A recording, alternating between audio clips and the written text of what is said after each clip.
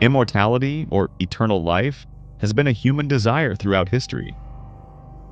From the first emperor of China, Qin Shi Huang, who mobilized sorcerers to concoct elixirs of life from toxic materials like mercury, to modern tech billionaires who are heavily investing in life extension technologies to escape death, this dream has always been the ultimate goal. However, we rarely stop to contemplate whether eternal existence is truly a gift or just a curse in disguise with unimaginable consequences. The definition of immortality is a state where a living organism does not die from old age or disease, but can still die from other causes, such as injury, poisoning, accidents, or resource depletion.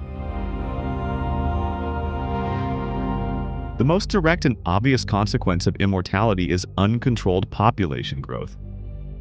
This would put immense pressure on all social systems, leading to shortages of housing, education, and healthcare.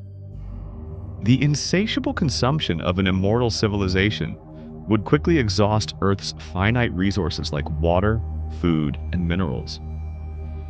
This scarcity would lead to conflicts and wars over resources, creating a harsh society. This threat is not merely hypothetical. Research has shown that population growth and overconsumption are already leading to environmental pollution and ecosystem degradation on a global scale. This impact has been reflected in works like Wall-E, where Earth becomes a giant, uninhabitable junkyard, forcing humans to live isolated in a spaceship. Death is a self-regulating mechanism for humanity. According to the theories of Joseph Tainter and Jared Diamond, societies collapse when they become too complex and cannot sustain growth.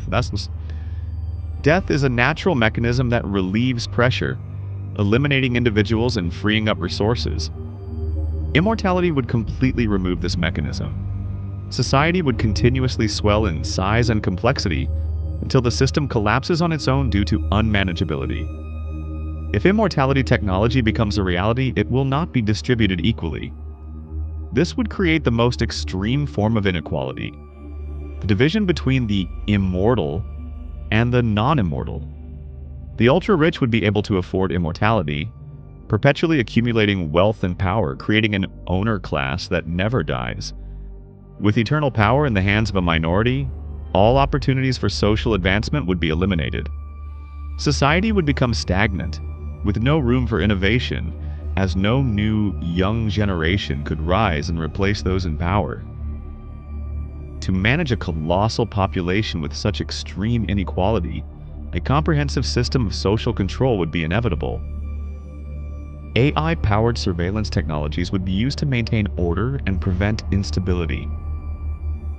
This has been depicted in works like Black Mirror, Nosedive, where the community depends on a social score, and China's social credit system, which forces citizens to change their behavior to avoid punishment.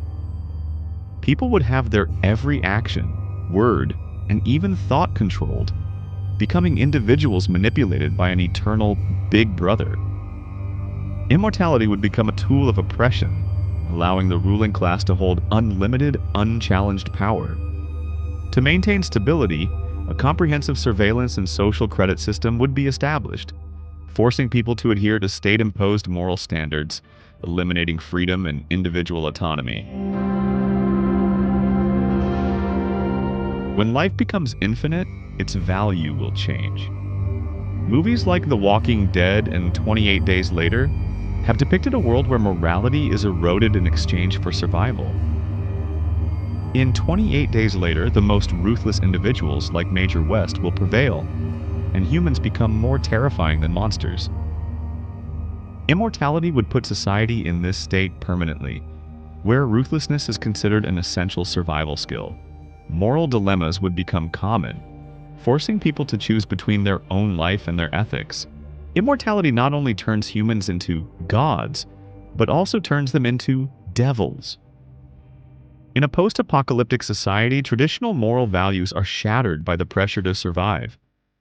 Immortality would maintain this pressure indefinitely. To survive, people would be forced to perform actions considered cruel and inhumane in a mortal world. This would lead to widespread moral decay and the justification of brutal behaviors to maintain order. Ultimately, humans would become their own greatest enemies. Death is not a flaw of biology, but an incredibly important evolutionary mechanism. It allows for the turnover of generations, eliminating unfit genes and creating opportunities for new genes to adapt to a changing environment. Immortality would completely halt this process. The human gene pool would be frozen, unable to adapt and cope with new threats like mutated viruses, super-resistant bacteria, or climate change. Continuing from the previous parts, immortality would exacerbate environmental disasters. An unlimited population would cause unlimited consumption, leading to the complete destruction of ecosystems. A post-apocalyptic world would resemble those in environmental dystopian literature like Oryx and Crake or The Water Knife, where ecosystems have collapsed and resources have become scarce.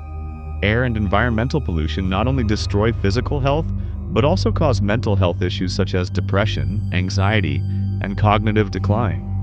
This creates a vicious cycle. Immortality leads to environmental destruction, and the destroyed environment in turn causes incurable psychological problems for the immortals.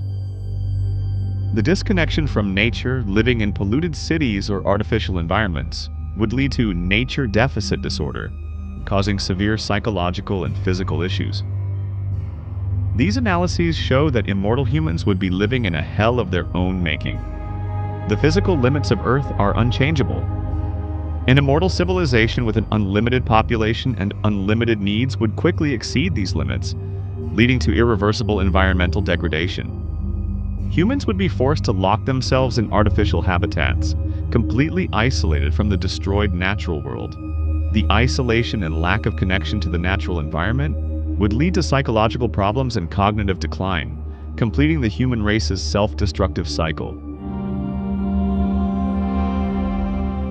Finitude is part of the human definition, creating value in every moment and every relationship. Immortality would strip away this limit, turning life into a burden. Every loving relationship, every friendship would end with the departure of others, leaving the immortal person with eternal loneliness.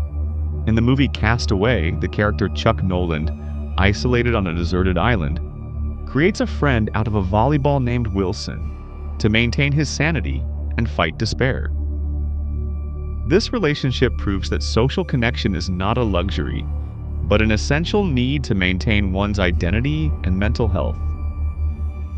The loss of Wilson devastated Chuck, illustrating the profound pain of being stripped of a meaningful bond. That immortality would shift human suffering from the fear of death to the pain of life.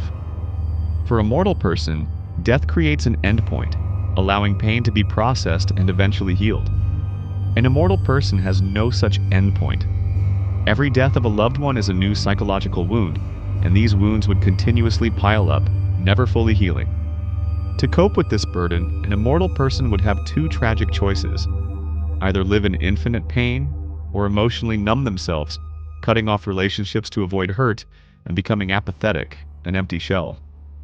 Immortality would transform human suffering from the fear of death to the pain of life, causing an existential crisis and infinite boredom. It would lead to an unlimited population, resource depletion, and unchangeable inequality, creating a controlled and stagnant society.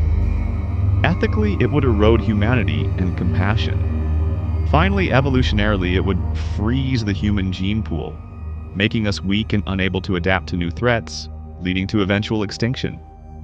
By pursuing immortality, humanity not only seeks to escape death, but also inadvertently strips life of its meaning.